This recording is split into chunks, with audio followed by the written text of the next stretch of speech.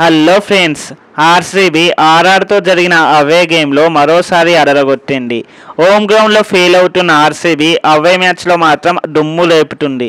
Last match home గ్రౌండ్లో ఓడిన తర్వాత ఆర్సీబీ పని అయిపోయింది, మళ్ళా పాత ఫామ్లోకి వచ్చింది అని చాలామంది ట్రోల్స్ చేశారు.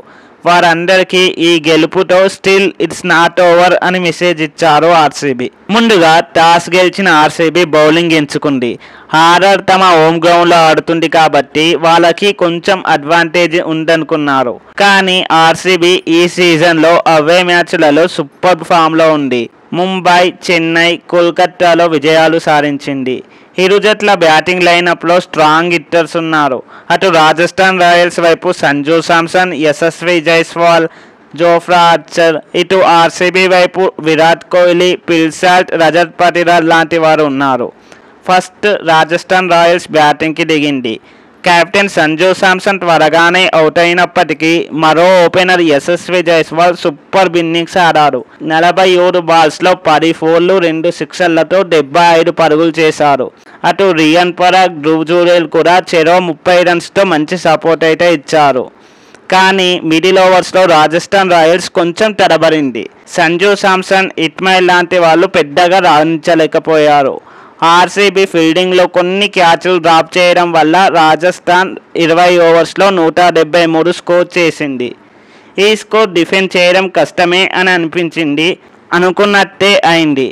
ఆర్సీబీ కేవలం ఒక్క వికెట్ కోల్పోయి టార్గెట్ని సక్సెస్ఫుల్గా చేసింది. ఇక 174 టార్గెట్తో సెకండ్ ఇన్నింగ్స్ స్టార్ట్ చేసిన ఆర్సీబీకి పిల్సాల్ట్, విరాట్ కోహ్లీ పవర్ ప్లేలో మంచి స్టార్ట్ అందించారు. ముఖ్యంగా పిల్సాల్ట్ 33 బాల్స్లోనే 65 పరుగులు చేసి మ్యాచ్ని వన్ సైడ్ చేసేశారు. మరోవైపు విరాట్ కోహ్లీ క్లాసిక్ ఇన్నింగ్స్ ఆడారు. 62 పరుగులు చేసి నాట్అవుట్గా నిలిచారు. ఈ ఇద్దరి పార్ట్నర్షిప్ ఆర్సీబీకి సులభమైన విజయాన్ని అందించింది. రాజస్థాన్ రాయల్స్ బౌలర్స్లో అసరంగా, మహీష్ తీక్సానా స్పిన్తో ప్రయత్నించిన రన్ ఫ్లోని ఆపలేకపోయారు. ఆర్చర్ బౌన్సర్తో 1-2 మంచి బాల్స్ వేశారు. కానీ ఫీల్డింగ్ లోపాలు రాజస్థాన్ రాయల్స్కి భారీ నష్టం ఊహించాయి.